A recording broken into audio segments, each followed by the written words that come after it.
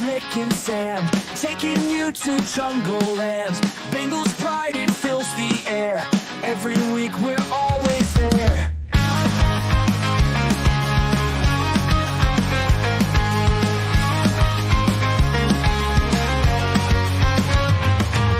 Touchdowns, tackles, all the plays. Bengals roaring every way.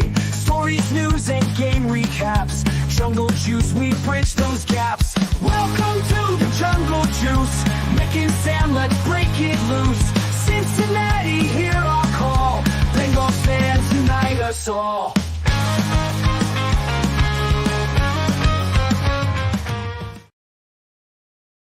Welcome into the latest edition of the Jungle Juice podcast. I'm Sam Gormley. He's Mick Nelson. Mick, welcome to an hour, maybe a little more, where we're not mentioning the P word and we're just talking about Cincinnati Bengals and football. How does that sound with you?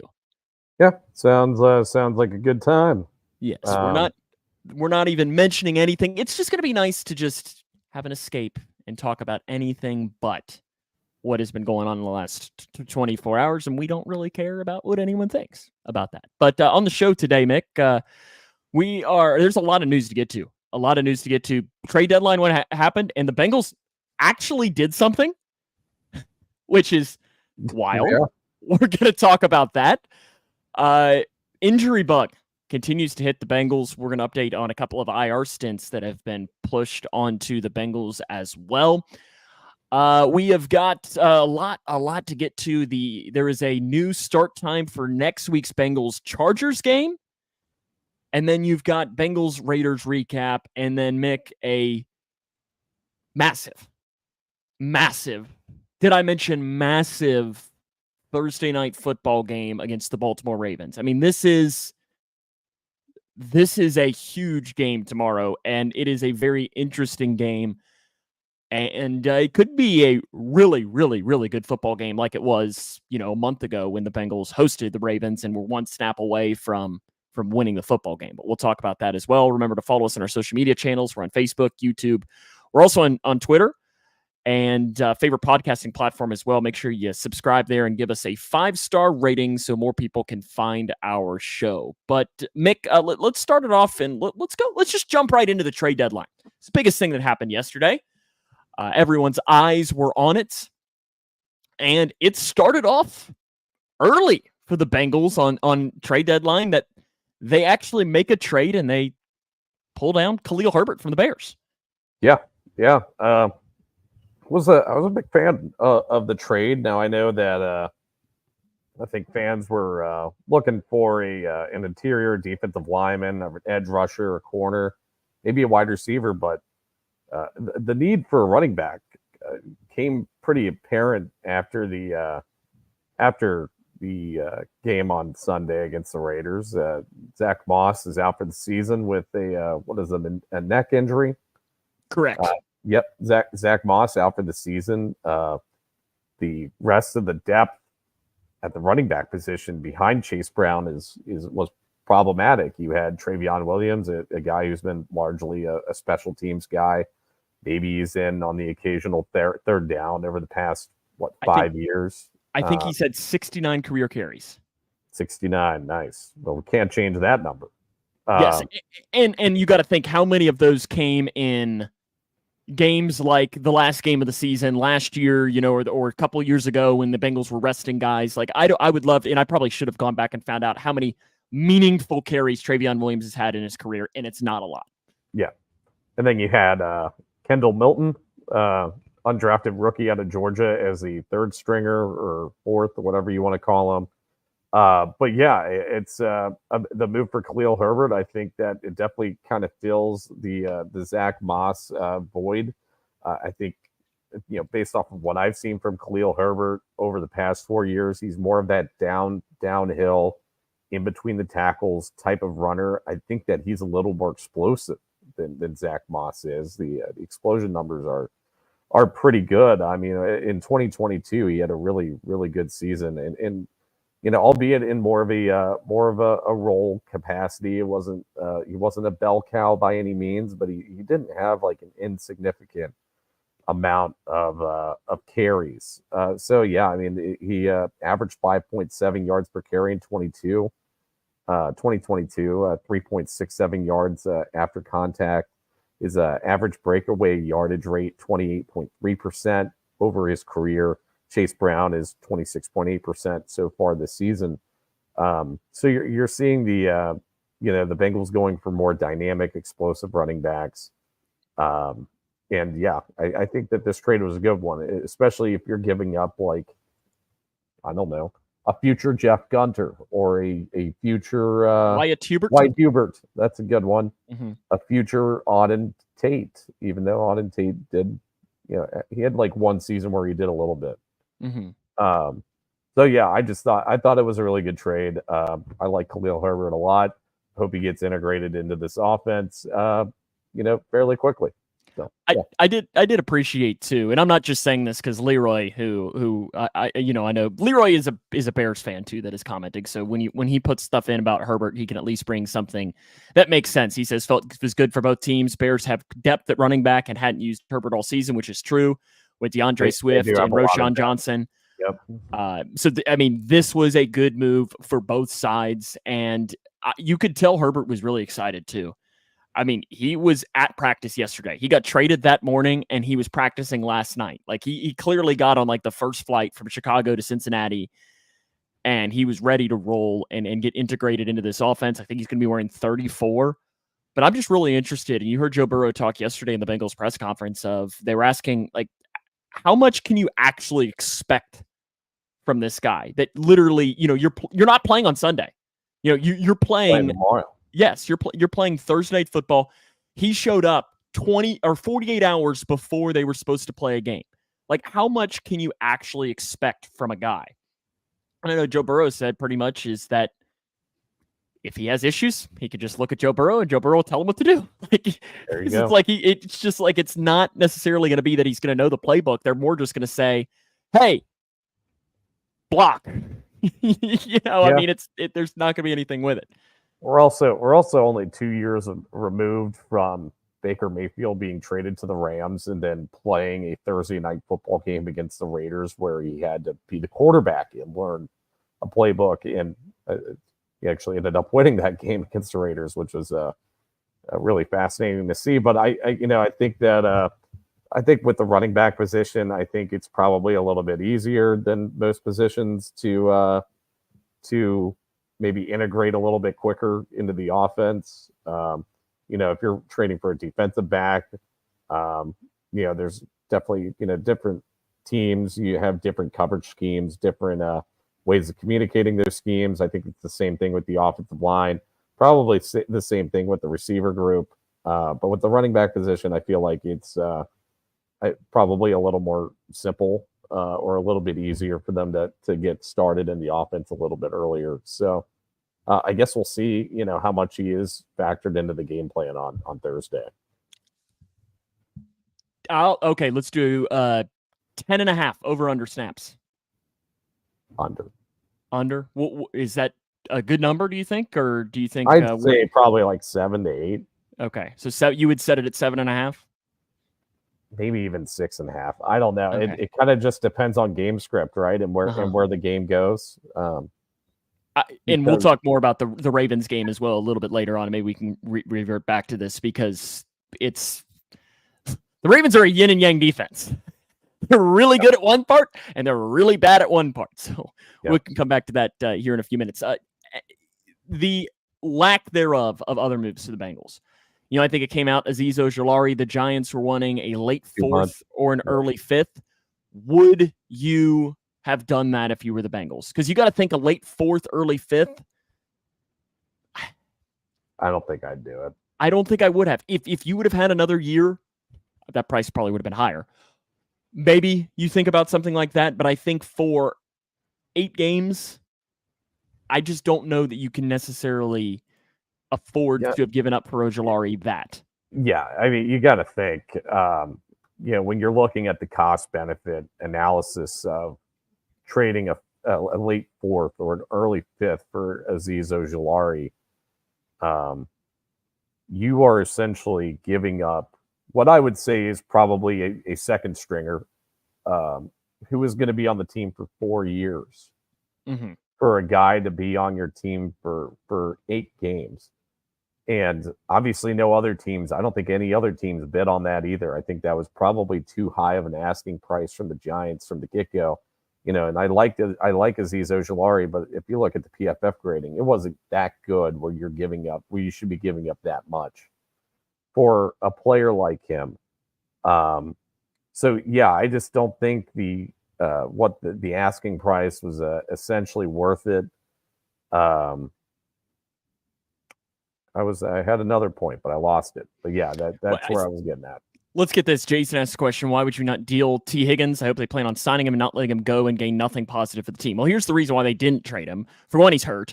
So teams don't really know what they're going to be able to do with that. And two is, and what you said is they're not going to get anything for him, is that's the reason why they didn't trade him, is because right now, if T. Higgins walks the end of this season, which is still, I think, probably the most likely thing, but it's going to be a conversation, I think, to happen, especially on this podcast in like February, when it goes along, is that they're probably going to be getting a 3rd round compensatory pick. Yes. So that's the question the Bengals had to say, is would a team give up a late 3rd round pick for T. Higgins? Yeah. And at that case is if they would, you're saying, is that worth a complete even trade-off to lose T. Higgins for the rest of the season, when the Bengals and their eyes still think, now again, this is the Bengals, and why would you not want this mentality of we can still win the Super Bowl, is what they're thinking. Yeah. Now, I mean, they're not out of this race by any means. Not. Like, you win tomorrow night, and you're in it. Yeah. Yeah. That they're in 9th place. If we look at the NFL playoff standings. Yeah, because you've got the Broncos, you've got the Colts in front of you. So you're playing the Broncos. You've got the Colts, who knows what the heck they've got at quarterback. Are the Steelers really going to keep on winning? And the answer is probably not, because their schedule is going to get a whole heck of a lot harder as it goes along. But I think, with this T. Higgins thing, as it goes along, is it's like, so if you're getting a compensatory 3rd round pick at the end of the year, that to me says to lose T. Higgins for the rest of the season, that the Bengals, to get the right cost benefit, probably would need a 2nd round pick. Yeah. If you're just saying based on that, and I can't imagine a team giving up a 2nd round pick for T. Higgins for 8 games when he's now had 2 muscle injuries this season. And that has been a trend for him over his career. So that's the reason why they didn't trade T. Higgins. Yep. Did you have your playoffs? I was giving you the moment to pull it up. Yeah. I do have the playoffs. And again, we are, if we win, like you said, we're in it. Right now, our playoff odds are at 35%. From NFL.com, if we win tomorrow, those playoff odds shoot up above 50%, which is a place that we haven't been since week 3, probably. That it's been quite a long time, and so that jumps up to 52%.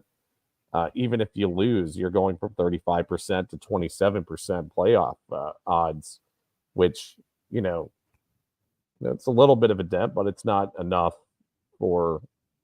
I guess I wouldn't classify this in the must-win category yet, because of part of it's because of how the rest of this AFC may be looking to pan out at this point. You look at some of these bubble teams, Sam. You got, the wild card teams are technically the Ravens, which those guys are making the playoffs, definitely. Chargers. I think that they've kind of seen their peaks and valleys throughout the season. I don't know. That I think that there's a good chance they make it. The Broncos, again, young team. Is their defense going to be able to play at the same level that they've played over the past, month or so? And then you got teams like the Colts who are in QB purgatory once again. The Jets also, they're not in QB purgatory, but they're in just team purgatory right now. And then, then Titans, Dolphins, Browns, Jaguars. None of those guys are going to be competing for a playoff spot. So, Bengals have a really big opportunity on Thursday to put themselves in the position that they thought they were going to be in all along. Speaking of that, since we're live right now, Mick, 24 hours from right now is when the Bengals play. I just got the notification. So we're 24 hours out from Bengals Ravens tomorrow night. Dennis asks, hey guys, I was wondering when the NFL draft comes on, since the Bengals will lose T. Higgins more than likely, would you select a receiver in the first round? It's a possibility. On who's on the board. Yeah, it's possible. It really depends on who's on the board. Right now where we're projected to pick is what, 13, 14? Something like that. Yeah, so mid teens. We can say that. I mean, but you also, if you're looking at the Bengals, you need defensive line help. You might, do you need a corner? Like, there are some just holes, and it'll probably be a best player available situation for the Bengals. And that best player available could be a wide receiver. And especially with something that we're going to be talking about a little bit later on, is a guy that you had a lot of faith for. You're not really sure who it is. Lisa says, not sure who's left at 32. Hey. Ooh. That's I like that. That's a good take. I like that. Blake, we just talked a little bit about Herbert. We're both big fans of the Khalil Herbert. Let's go on to injury bug here, Mick. Eric All, Zach Moss. You mentioned Zach Moss out for the season. Eric All as well, out for the year for the Bengals. That sucks. He tears the same knee up. He had been having a really solid season for a fourth round tight end. And now you just got to hope is that this guy can get back and be ready for the start of next season, because I really liked what we were seeing from Eric All. Yeah, and it being the same knee, that I think that adds to the devastation of the injury just even more. Non-contact, just you got to feel for the guy. Yeah, sending positive vibes to Eric, and hopefully he has a speedy recovery and he's back on the field. I mean, like you said, I think he's had a pretty decent first season in the league. Caught 20 of 21 targets, 158 yards, averaging 8 yards a catch, 63 receiving grade. I thought that, I was pretty happy with what I saw from him so far this season. And I mean, it's safe to say that wasn't a pick you loved. It wasn't a pick I loved. But you've come around to it, right? No, yeah, I've been pleasantly surprised.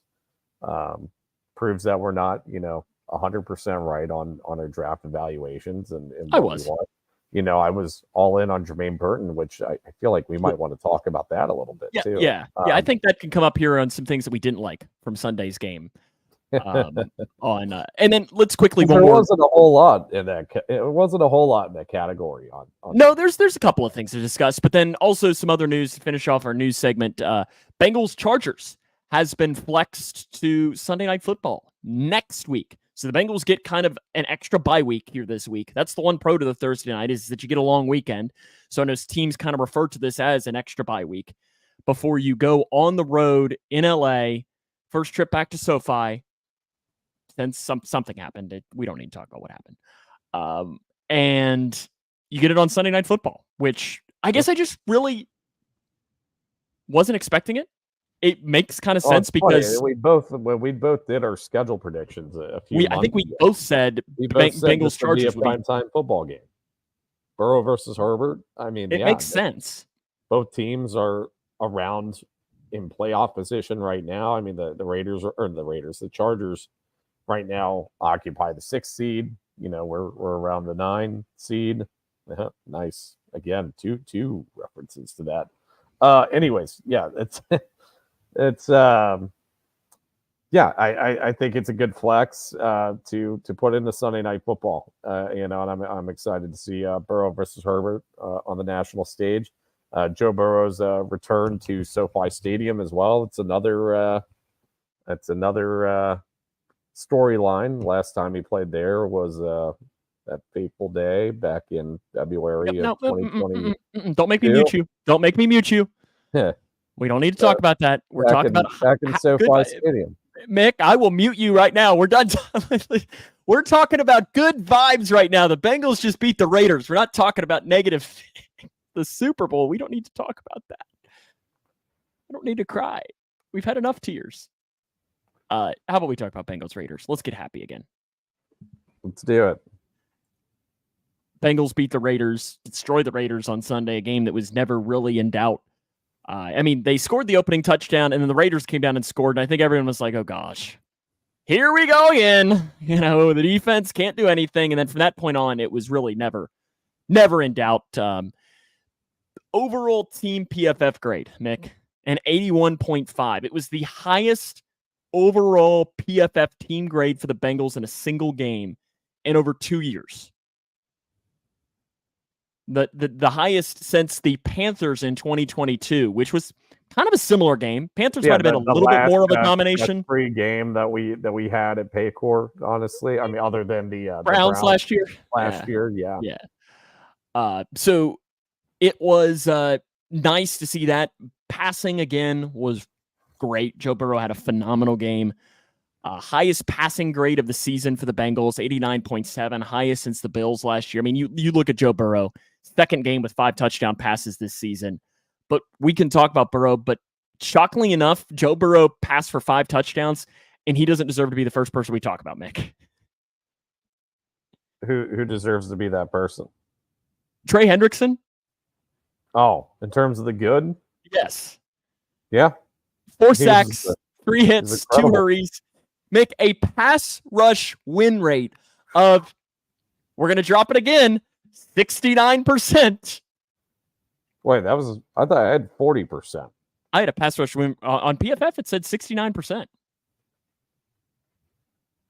What I was looking at. See, I might have been looking at the PRP rate instead, which is let's go with my rate. My rate sounds a lot better. It's a lot better with that, and it felt like that. It felt like 100%. It felt like he was eating whoever. And now the Raiders had a lot of injuries on their tackles. Just ate them alive. A pass rush grade of 96.8.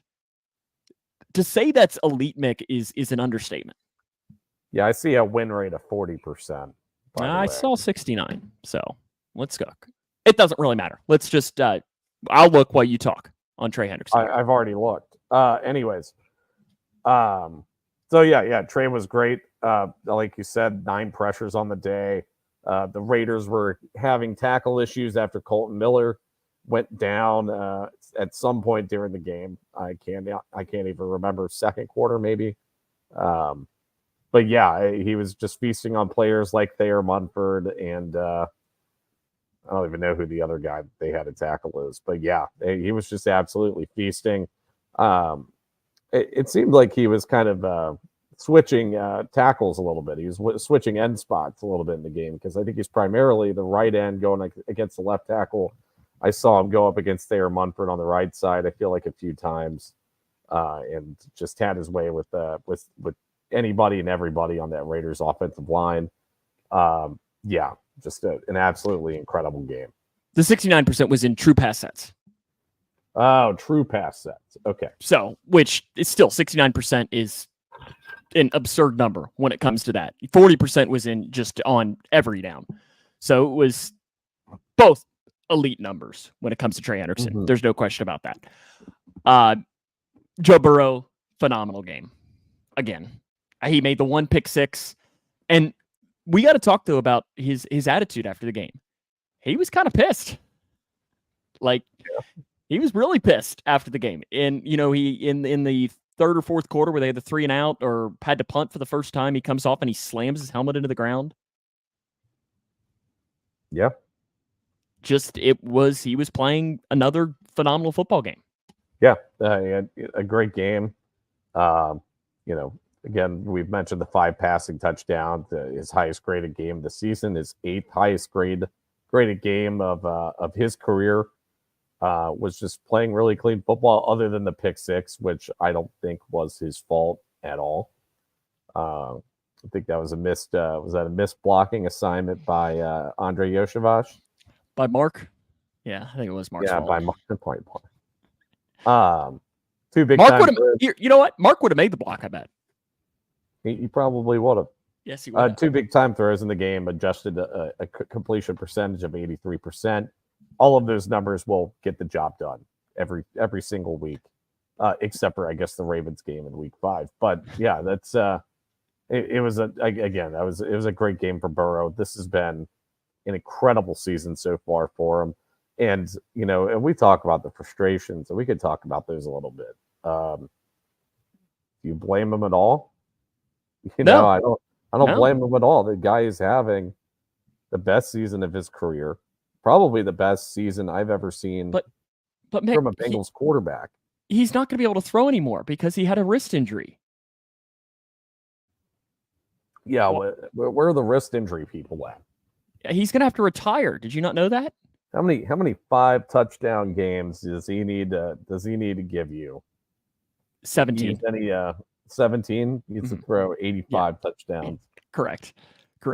But I think, like, here's the fact of it is that if you take out who he's playing tomorrow night, he's the MVP. And I know it sucks because of the team record, but like at some instance, it's like, do you just have to? It reminds me right now of like 2017 Joey Votto. Yeah. I know the it's not, the Reds were a lot worse than the Bengals are right now, but it's like that he would not Joey win Votto was much better statistically than Giancarlo Stanton. I think. He was. Yeah. Like Freddie says here too, he's got tiny hands as well. Burrow. Yeah. He does have tiny hands. And yeah, like Lisa said, he's won at every level. He expects perfection. Another shout out I want to make sure we give Mike Gesicki. Another good game. 2 touchdowns, 100 yards receiving, and a Gesicki, as Mark is saying here, or a gritty, or what are we saying? I love Jamar's reaction to that, though. Yeah. It was holy cow, what a good game from Mike Gesicki. I mean, he was the difference maker, I think, out of the skill position players. And I'm going to go ahead and say it right now. If we are not going to extend T. Higgins, you probably need to extend Mike Gesicki this offseason. I mean, the guy is going to be relatively cheap compared to T. Higgins. Yeah, I know. I can't believe I'm saying that. Yeah. Just think if 6 months ago we would have like played this clip from the future, you probably would have been. Yeah. I don't know what you'd be thinking right now. But, especially with the other situation with the Eric All injury, we don't know when he's going to be back, considering he just injured his ACL in the same knee 2 years in a row. Mm-hmm. I imagine the recovery time might be a little bit longer for this one to give it more time to heal. You're going to need another tight end in that rotation. And Gesicki has done nothing but earn that extension with the team. And like you said, another great game today, and he really tends to shine when T. Higgins is out of the lineup, because let's face it, Joe Burrow really doesn't have anybody else other than Jamar Chase to throw to in the offense. And T. Higgins is going to be gone next year. Yeah, almost assuredly will be gone. And I think now we can jump into some things that we didn't like here just really quick, because I think it kind of ties into this, and we can kind of come back to some things that we liked. But especially when, listen, Jamar Chase didn't have a great game on Sunday. No. And worst game of his season. When he was targeted, Joe Burrow had a 38.7 passer rating, which was one of the worst targeting passer ratings that Joe Burrow has had targeting Jamar Chase in their career. Worse since the Seahawks last season. It was not Jamar's best day. Yeah, and I think that the passer rating was a little bit skewed by the pick. Jamar Chase is technically charged with the interception as the receiver, the intended receiver on the play. And I by no means was he the one responsible for that. So that that's one thing to kind of look at. But yeah, it wasn't Jamar's best game. I think that when T. Higgins is out of the lineup, when you don't have anybody other than Mike Gesicki to throw to in the offense, players are going to just start triple covering you right off the bat if you're Jamar Chase. Now, hopefully what we see on Thursday is a little bit different with T. Higgins coming back. But we can go ahead and talk about the elephant in the room now at the wide receiver room, is that you have a guy on the roster. Your boy? Who you spent an early round pick on, 3rd round draft pick. Who I spent a 2nd round dynasty league draft pick. By the way, that also matters. You know what? Maybe we should blame you, because who was your 1st round pick in your dynasty league? JJ McCarthy. Who'd you take in the 3rd round? Did you have another I had 2 2nd round picks. Okay. Did you blow your other 2nd round too? No, I Xavier Leggett. He actually has been playing okay. Jermaine in the 3rd round. Then I had Ray Davis in the 2nd of my 2-round picks, 2nd-round picks. And Ray Davis at some point. I can't even remember who else. Malik Washington in the 4th. He's off the roster now. Anyways, Bengals spent a 3rd-round draft pick on Jermaine Burton, a guy with unreal skill on the field, especially when it comes to running deep. His hands have been really trusty. They've shown to be very solid in his college days and even in the preseason games, and hell, even on a couple of 40-yard balls this year. But the guy has had character concerns coming out of both Georgia and Alabama. And the Bengals took a gamble. They thought that, hey, our locker room culture is good enough, to where Jermaine Burton should be able to, hopefully thrive off of what they have to offer in the locker room. And, we've seen reclamation projects from the Bengals quite a bit over, pretty much our entire fandom that we've experienced. You have players like Cedric Benson, RIP, by the way, but he was kind of a reclamation project coming from the Bears and ended up finishing out his career in Cincinnati and was a beloved player. Pac-Man Jones is another great example. Joe Mixon. We all remember the draft day video or the character concerns of Joe Mixon before he was drafted in the 2017 draft, and the Bengals were just getting absolutely murdered by media members after the draft pick was made. And I'll be honest, I was on that list. I wasn't a fan of it. Yeah. And I mean, and you've seen these players largely, be viewed in a very favorable light, I think, amongst the Bengals fan base. I mean, they were fan favorites. A lot. I think those 3 are still fan favorites. Anyways, so with Jermaine Burton, I mean, he obviously had these character concerns. I think he kind of already had a cult following with the guys that want to see the redemption story from the guy. They want to see the maturation in a player off the field and on the field. And unfortunately, we haven't seen it yet. I think Joe Burrow is probably kind of feeling that energy a little bit. Well, did you see the clip that the Fox broadcast picked up towards the end of the game? Yeah. Where Jermaine Burton was sitting on the bench and Joe Burrow walked over to him, said something. Burton gets up, walks away. Burrow said something, walked away. Burrow walked away. Burton, then leaves the bench, and then Burrow goes and sits down on the bench in a period of, maybe 10 seconds? Yeah. And I know some people were saying he said something along the lines of, you don't deserve to be sitting here. Yeah, get off the bench. Yes. You didn't play, you don't get to sit, I think was kind of his, which, honestly, if that is what Burrow said, I respect the hell out of that. Yeah. I respect it too. Because Burrow had to have been pissed at Burton. Yeah. I think the whole team's probably pretty fed up with them. I mean, you have players like Mike Hilton pretty much saying, you need to grow up. Yeah. Grow up, buddy. We can't grow up for you. You need to do it. It sucks. And I hope Jermaine Burton figures it out, because I know the talent that he has.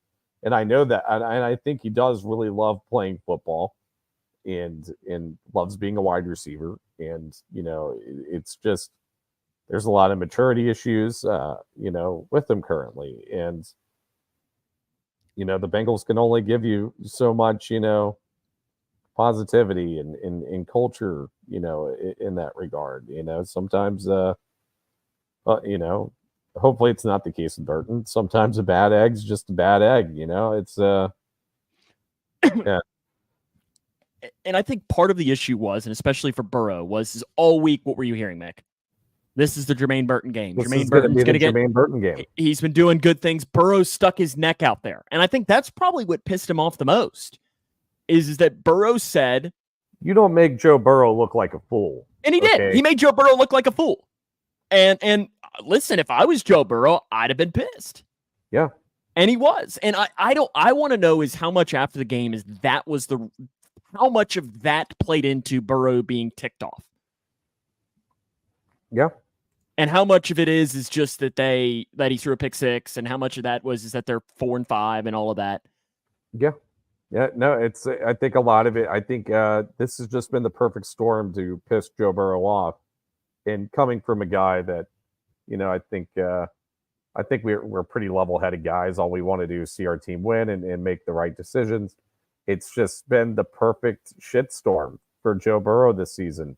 The roster clearly showed a little bit of downgrade this season, at various spots in the roster, particularly on the defensive line, and then the secondary got hit with injuries. And sometimes, and injuries happen, right? Injuries, you can't avoid them sometimes. We've been blessed over the past few years with not as bad injury riddled seasons. This season has not been the case. But then you have issues with the wide receivers and the front office and them not agreeing on things. Jamar Chase holding out for all of camp, and that being a huge media spectacle on a national stage. You have T. Higgins on a franchise tag, and I bet he did tweak. I bet he did tweak his hamstrings a couple times in the middle of the season. But I think we've talked about this before during a walkthrough practice. Both times. Well, I think we've talked about this before. Anytime T. Higgins even feels like something is remotely not right, given his contract status, he's not going to play. That's for him. That's him protecting himself, and you can't blame a player for doing that. And then the Jermaine Burton thing. We don't know. I mean, obviously, the maturation's been a topic of discussion for the entire season. We were getting the preseason reports that he was falling asleep in team meetings or whatnot. We don't know how valid those reports were, but this report was definitely valid that he did not, that he no-called, no-showed. In a regular job, if you no-call, no-show, you get fired, potentially. Mm-hmm. At Brothers Bar and Grill, the restaurant I managed, yeah, we had a if you no-called, no-show once, stern warning, do it again, you're definitely fired. So, I mean, listen, I have kids that work for me, and a no-call, no-show is would be a long talking to, and that's kind of what they did. But also, the people that work for me are 16 years old.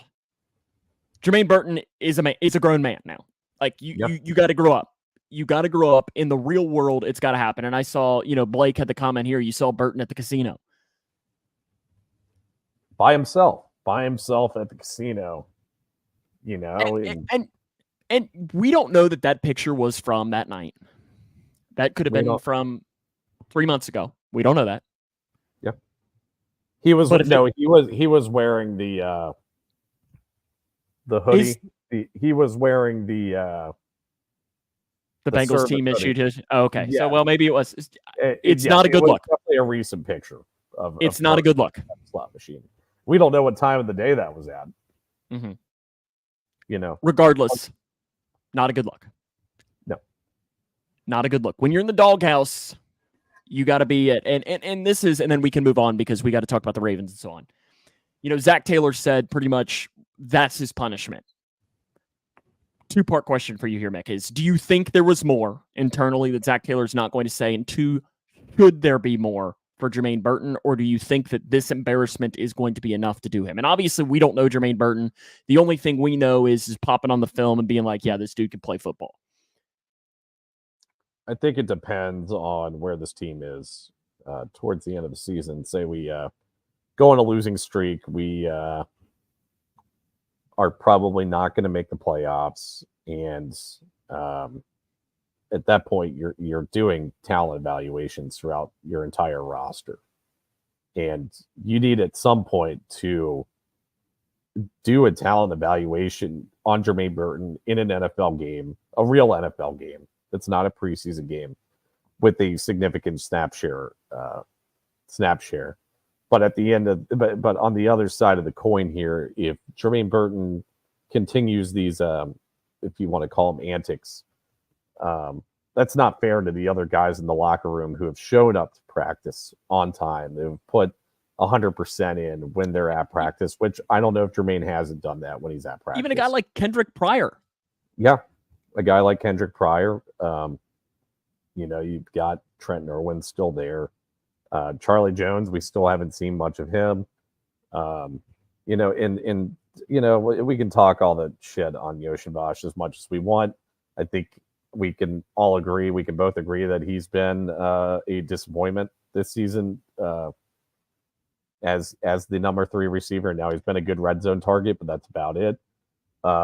And with that, I'm curious, and this could be a discussion for the for the offseason as well, is how much is that our fault? I don't think a lot of it is. That we talked him up too much. Jermaine Burton or Andre Yoshibash? Andre Yoshibash. I mean, I was never really in the Yoshibash camp of this guy's going to be a good starter for the team. And I think, like I've said a lot, is if he's your wide receiver 4, that's good. That's fine. If he's wide receiver 5, I think he's a great locker room guy too. I think he's a good culture fit, very smart kid. Guy, I can't call a grown man a kid. A very smart man. Obviously went to Princeton. That's pretty cool. I think he's smarter than us, Mick. Which probably it's low. It's not. Yeah, it is low ball. Maybe we just blame Mark. Let's just blame Mark for it. Yeah. Before we move on to the Ravens game, I got a couple of positives here. And then I have one more negative too that I wanted to drop in. Okay. Do we want to? Let's go. How about we go my negative and then let's finish positive before getting into the Ravens really quick. How's that sound? Okay. Yeah. It's my other negative, and I think it ties into why they needed to make a move. Is the pass blocking from the running backs was bad. Really? Really bad. Take note of that. Really. Did I mention it was really bad, Mick? Did they only start throwing True Sample in the back? They only had 5 snaps between Travion Williams and Chase Brown where they had an opportunity to pass block. And in those 5 snaps, a sack, a hurry, and a pressure. But both of them graded below a 12 pass blocking. It's not great. Khalil Herbert, I think, has had like less than 200 pass blocking snaps. He's not been great, but he's not been awful by any stretch. And I think that's part of the reason why a move needed to happen with that. That was something that I wanted to mention of what I didn't like. And then you can jump into your... That's surprising out of Zach Moss, too, because Zach Moss has largely been a really good Zach Moss didn't play. Oh, he did not play. Yeah. This is Travion Williams and Chase Brown. Okay. Yep. Yeah. Because, I mean, that was the one thing with Zach Moss is you can say, fans, you kept saying, he didn't live up to the hype, but pass blocking-wise, he was good. Yeah, he's fine. He's a good pass blocking back. Better than Joe Mixon. Yeah. A couple more positives. Chase Brown, I think, had a pretty decent game. 27 attempts, 120 yards, 67.1 run grade. His yards after contact is around his yearly average, 2.93. His average is throughout the years 3 and even 3 yards after contact. Overall, decent game. I thought pass blocking was pretty good. Ted Karras only gave up 1 pressure, which resulted in a sack, but only 1 pressure, 76 pass block grade. Cody Ford graded well, even though he did give up 4 pressures, which I thought was interesting. Kappa, good bounce back game, 2 pressures, 71 pass block grade. Amarius Mims, 71 pass block grade, 2 pressures.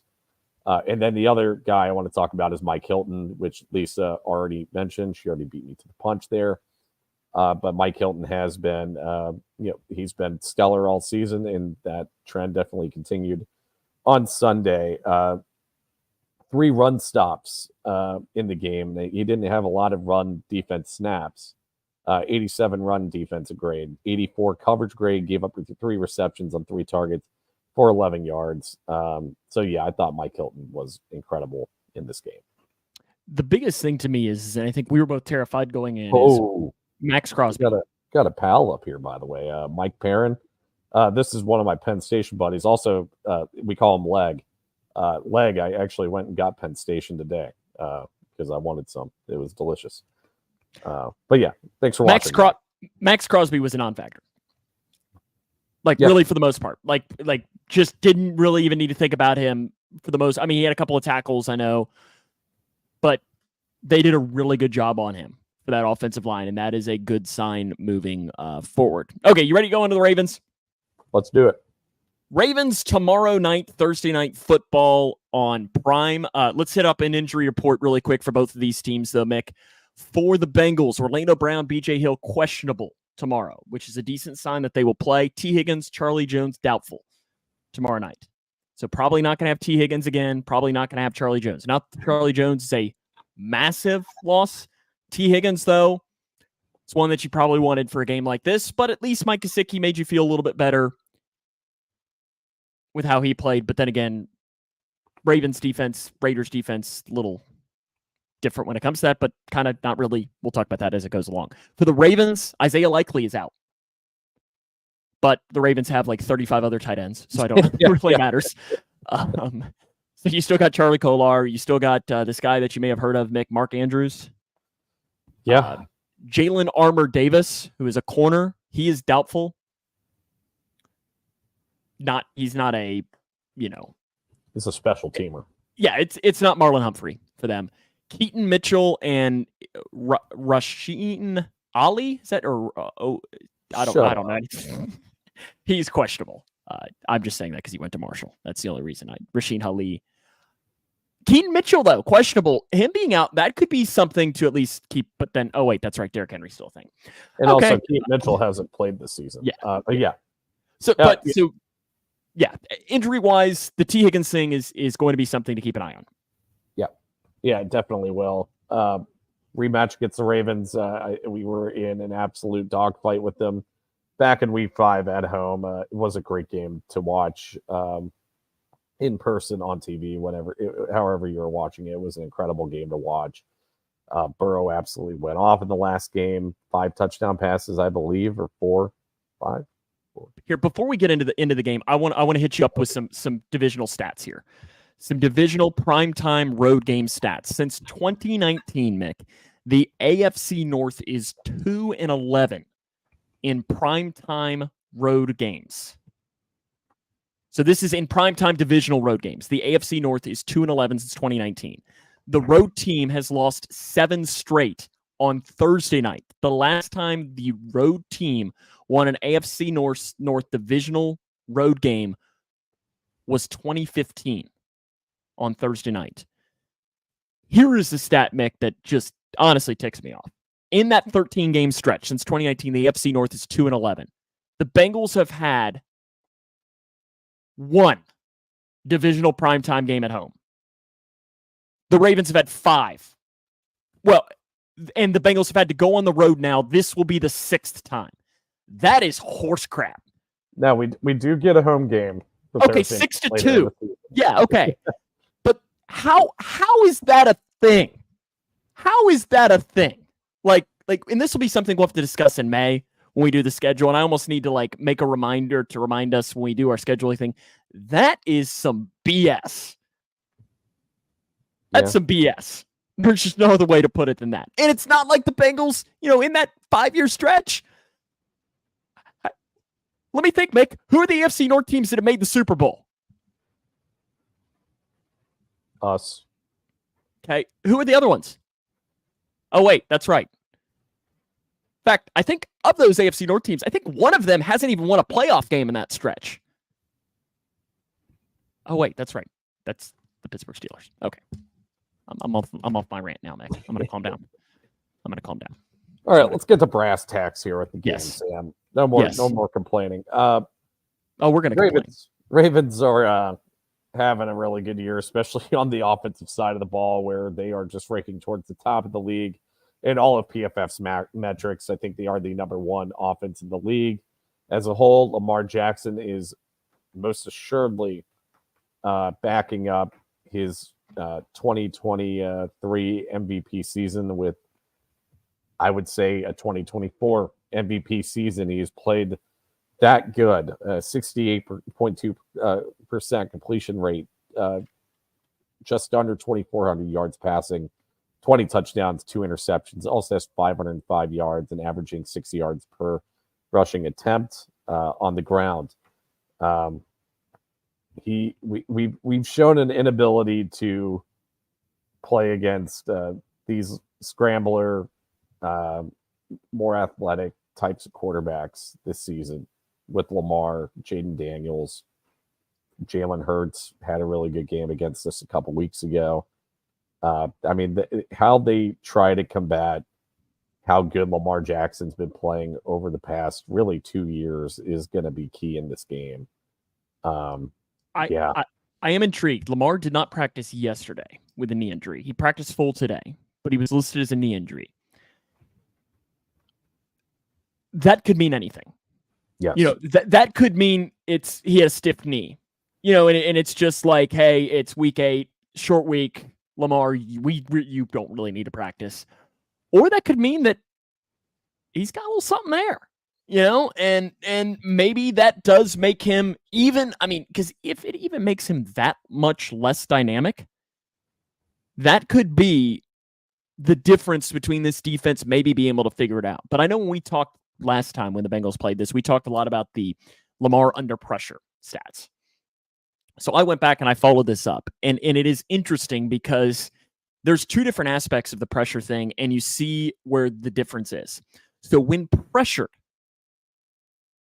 when blitzed, his PFF grade is 88.1. He's been really good.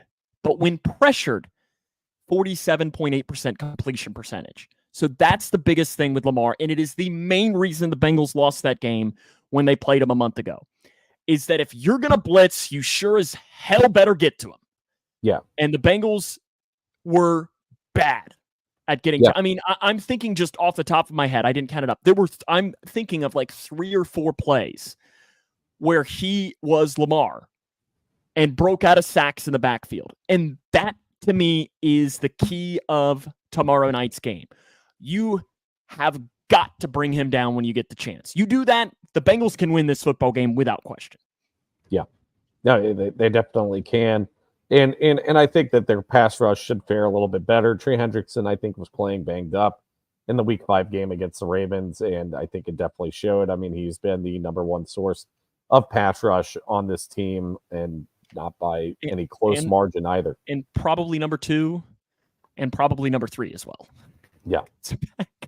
Who's number 2? BJ Hill? Yeah. BJ Hill. Chris Jenkins has played a little bit better in recent weeks.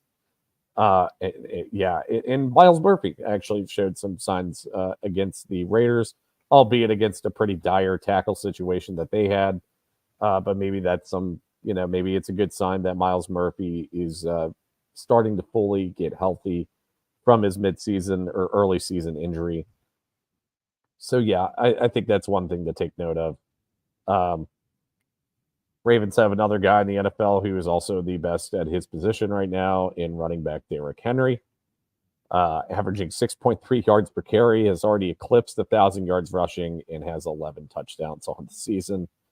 I think it's safe to say that Father Time is not caught up to Derrick Henry yet. The dude is playing out of his mind right now. But tell you what, the Bengals did really good against him when they played him. I mean, the defense was atrocious when they played him. But if you wanted to have a positive, is Derrick Henry, they held him, or they held the Ravens. If you take out the big run that he had when the game was over, where he had, I don't even remember how many yards it was. What was it, 50 something? Yeah. At the end of that, in the overtime after the missed field goal, they held the Ravens 3.7 yards per carry. Yeah, I mean, they did limit Derrick Henry in that game, but to the detriment of their coverage, because you're selling out to stop the run, you're blitzing, you're leaving open receivers potentially, and when you have Lamar Jackson who can scramble around, do what he does, it is not a recipe for success. So I wonder if the game plan kind of changes a little bit for Lou. Do you start to give in to the Ravens ground game a little bit and maybe be more selective of when you're sending your blitzes, and in order to combat their offensive attack that's just been absolutely lethal this season? I imagine these are all things that Lou is thinking about on how to best combat the best offense in the NFL. Now, defensively for the Ravens, you have got, like, if you split it in half, or do you have more offense you want to talk about? No. I thought that was your signal of saying that you wishy-washy, okay. I guess. Yeah, because you look at half of it. Because, when you take a defense, you split it in half, really. You got your run defense, and you got your pass defense. You get your front 7 and your back 5. Yeah, because, I mean, you look at their run defense, it doesn't really get much better. I mean, their run defense is elite. When you look at their passing defense, it's not good. I mean, they've allowed the most passing yards in the league this year. Now, that can be a little bit misleading because they've not had their bye week yet. But if you take it to just per game, they've allowed the most in the league as well. 6th in net yards per attempt, which is a good way of looking into success when it comes to that. An analytics stat that I kind of like as well, Mick, is expected points contributed by the defense. This is pretty much saying it's an analytics stat that says, what is the defense doing in helping you win football games? You want to have a positive number. And the higher your number is, the better you are. The Ravens are 8th in the NFL with the lowest number, I guess. Negative 56.93 expected points allowed by the defense.